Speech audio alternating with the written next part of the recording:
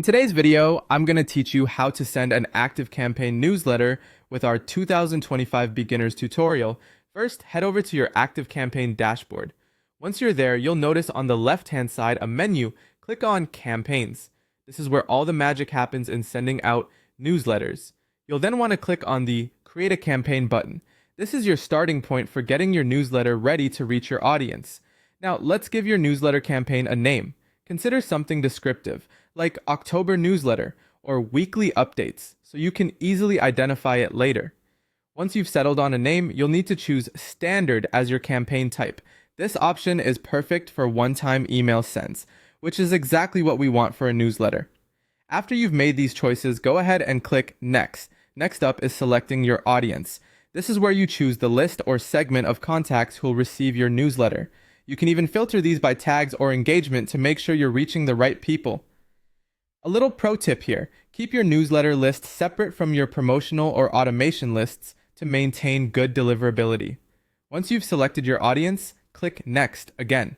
Now it's time to choose a template, and for this you'll enter the ActiveCampaign Email Designer. This tool offers a few different options to kickstart your design process. You can choose from pre-built templates for a professionally designed look. Use a saved template if you have a layout you liked from before, or start from scratch to build your design manually.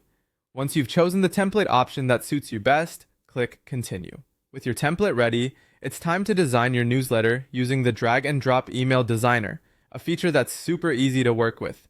You can add content blocks like text for your main message, images to include logos or photos, buttons to link out to your website or offers, and social icons to connect your audience with your social media channels. Some design tips. Keep one clear focus per newsletter, stick to your brand's colors and fonts, make sure it's mobile friendly by checking the preview, and include a short, catchy subject line. Moving forward, you might want to personalize your email. Click inside any text block and use the personalize icon. It looks like a tag symbol.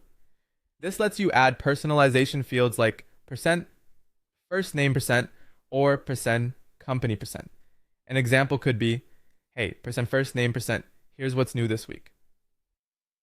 This little touch can make your newsletter feel more personal and boost engagement. Now, to prevent any mistakes, let's preview and test your newsletter. In the top right, click Preview to see how your newsletter looks on both desktop and mobile. Don't forget to send a test email to yourself as well.